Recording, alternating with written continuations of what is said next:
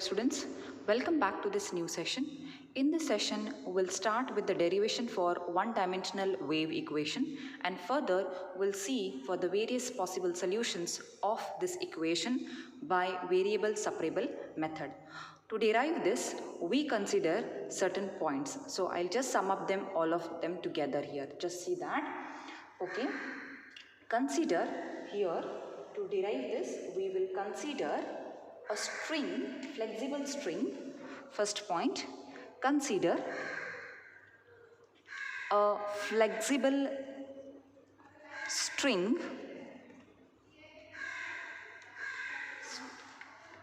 stretched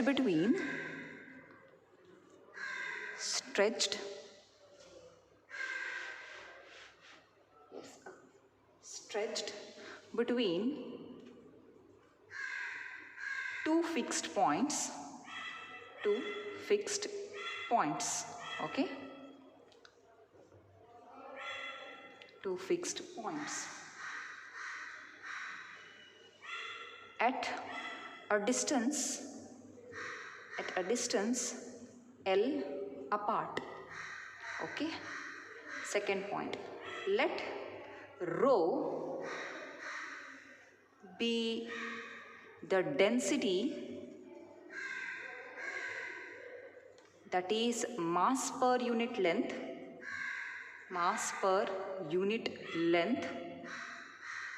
of the string. Okay. So we are considering a flexible string tightly stretched between two fixed points at a distance L apart. Okay. And we also consider rho be the density of the string, or that is the mass per unit length of the string. Okay. Then we have the following assumptions with us. You have to remember that we are going to, take these assumptions. What are those assumptions? The tension T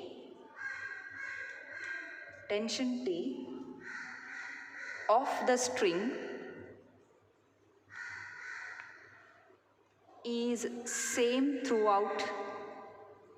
Okay, so throughout the length, okay, the tension of the string is same. Okay, at any point you find the tension, it is same, we will say. That is our assumption. Second thing, we neglect the effect of gravity due to the large tension applied to the string. Okay, or ignore the effect of gravity due to large tension applied. Okay, these are some important points that you must note. Okay, similarly, there is another point that you have to even consider. We consider the motion of the string only in small transverse vibrations. Okay, so the motion of the string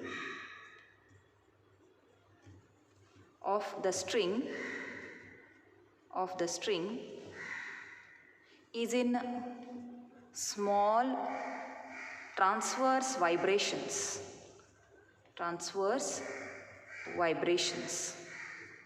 I hope the point is clear to you. Okay, so what are the few points that you need to remember? We are considering a string, flexible string, tightly stretched between 2 points at a distance L apart. Okay, after that, let rho be the density of the string, or we consider it to be the mass per unit length of the string. And the next assumption is what? These are the few things that we have to take initially, but later we have to assume the 3 points here. What are those 3 points? The tension of the string is same throughout, first point. Second, action, or we ignore the gravity because of the large tension applied, okay, and to the string. Okay, the motion of the string is always considered in a small transverse vibration. Okay, so now after this, we consider 2 points A and B as shown in the figure. Look at this. We consider the 2 points on the string. Suppose this is the string attached between 2 fixed points here, and you are considering.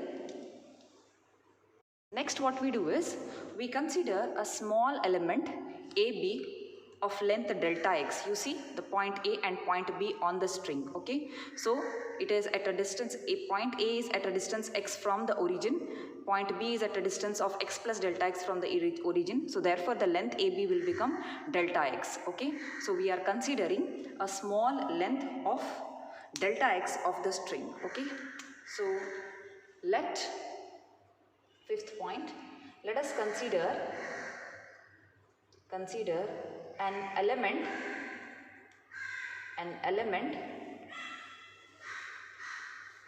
element AB of length delta x of the string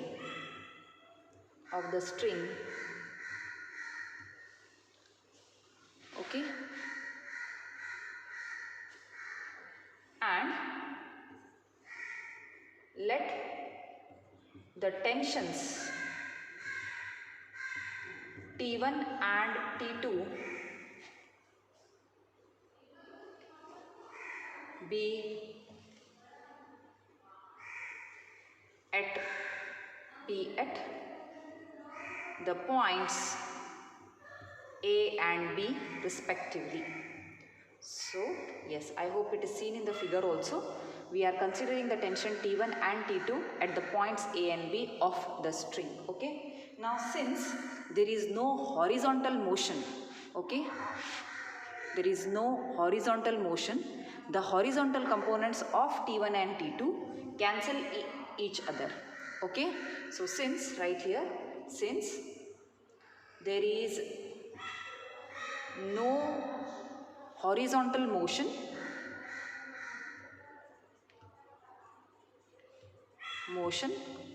of the string,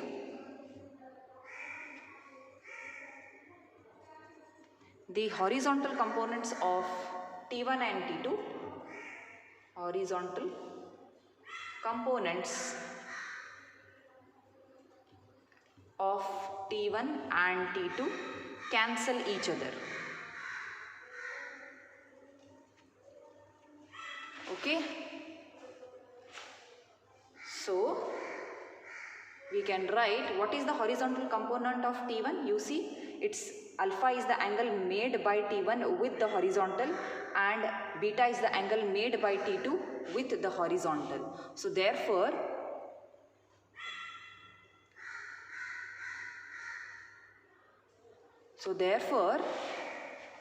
yes, what are the horizontal tensions, horizontal components of T1 and T2?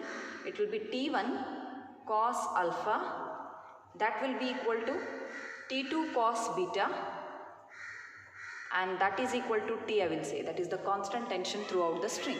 Let's take it, because anyway both are cancelling each other.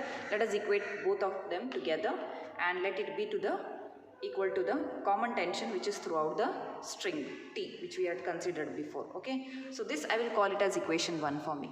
Okay, now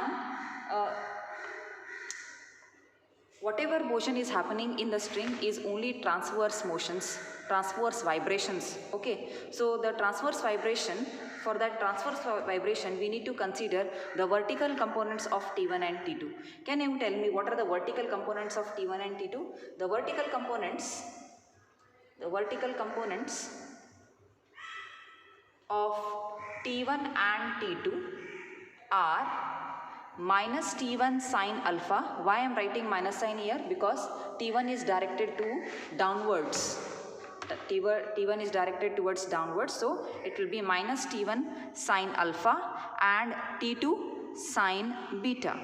These are the vertical components of T1 and T2. Okay. The resultant motion of or the vibrations of the string are due to these tensions, vertical components of T1 and T2. Okay, so therefore the resultant of these forces result in the small vibrations of the string. Okay, so we will write, yes, therefore the resultant of these forces or tensions, I should say, forces or tensions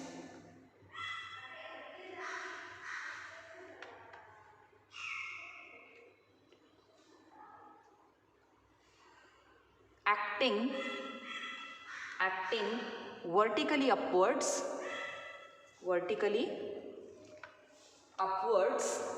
because there are transverse motions, okay? They are the resultant of these two forces, they will act vertically upwards and therefore the string will vibrate, okay? So therefore the resultant of these forces are acting vertically upwards, and that resultant is T2 sine beta minus T1 sine alpha, that is the algebraic sum of the two, okay? Now this is the complete force acting on the string at the element AB, okay, on the element AB.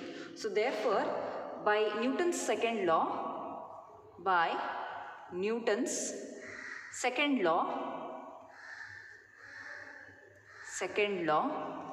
we have force is equal to mass into acceleration. Yes or no? Force is equal to mass into acceleration. Force is this tension, that is T2 sine beta minus T1 sine alpha is equal to, what is the mass? Since rho is the density mass per unit length of the string, and the length of the string I have considered is delta x. So rho into delta x will give you the mass. Yes or no? So rho into delta x will be the mass. Rho is the density or mass per unit length, into delta x gives you the mass of the element AB. Into the acceleration we can write it as dou square u by dou t square, because dou u by dou t gives you the velocity, dou square u by dou t square will be the acceleration, okay? Yes. Now for this equation we'll divide, I'll call this as equation 2, okay? Now divide by capital T throughout, okay? Throughout to this equation. So here afterwards it is very simple throughout. So it will be T2 by T sine beta is minus T1 by capital T sine alpha. What is this T? T is the common tension throughout the string, okay, that we had considered. So it will be T2 by capital T sine beta minus T1 by capital T sine alpha is equal to rho delta x divided by capital T dou square u by dou t square. Okay, this is what the equation you get, okay? Now, yes, now from this equation, just look at your previous equation, you have written equation 1, okay? If you get this T to the denominator, just see, from 1, I'll write it here, from 1, T1 by capital T is equal to 1 by cos alpha, yes or no? And T2 by capital T is 1 by cos beta. Okay, so T2 by capital T I can write it as 1 by cos beta, and here there is already sin beta. It will be sin beta divided by cos beta, which is tan beta. Here also it will be T1 by capital T, and T1 by capital T is 1 by cos alpha. So it will be sin alpha by cos alpha, which is tan alpha. So the equation 2 can be rewritten as, now see, I'll use this in my previous equation. I'll do it here. So you had got T2 by capital T. T2 by capital T is sin alpha, sin beta you had got in the numerator of the left hand side for the first term, divided by cos beta you get, okay? Just see that, okay? Minus sin alpha by sin cos alpha is equal to rho delta x divided by capital T dou square u by dou t square. This is what you get, okay? Now this is nothing but tan beta minus tan alpha is equal to rho delta x divided by capital T dou square u by dou t square, okay? Now tell me, what is tan beta over here? Tan beta in other terms is nothing but the slope, yes or no, at the point B, okay? So right here, tan beta is the slope of the tangent at B, at the point B on the string, yes or no? Slope of the tangent, yes, that is T2, okay? So similarly, tan alpha is also the slope of the tangent at the point A, yes or no? How do you write tan beta? Tan beta can be also written as dou u by dou x at the point x plus delta x, because x plus delta x is the point B. So the same thing, slope can be written in as dou u by dou x. Similarly, I can write tan alpha as the slope at the point A. So it can be represented as dou u by dou x at the point x. So let us substitute the value of tan beta and tan alpha in this expression. Okay, let's see what we get. Now if you do that, let's continue it here. Yes.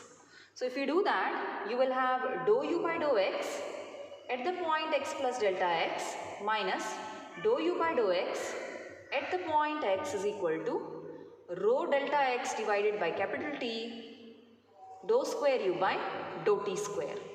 I hope the point is clear up to here. Okay, now, yes, now let us take this delta x to the left hand side in the denominator. So if I do that, you will get dou u by dou x at the point x plus delta x minus dou u by dou x at the point x divided by delta x is equal to rho by capital T dou square u by dou t square. This is what you get.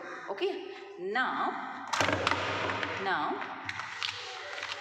yes, taking limit as delta x tending to 0. Okay, limit, okay, taking limit as delta x tending to 0. Okay, taking limit as delta x tending to 0 on both the sides. So to be limit as delta x tending to 0, dou u by dou x at the point x plus delta x minus dou u by dou x at the point x divided by delta x is equal to limit as delta x tending to 0, rho divided by capital T dou square u by dou t square. Okay, now this is nothing but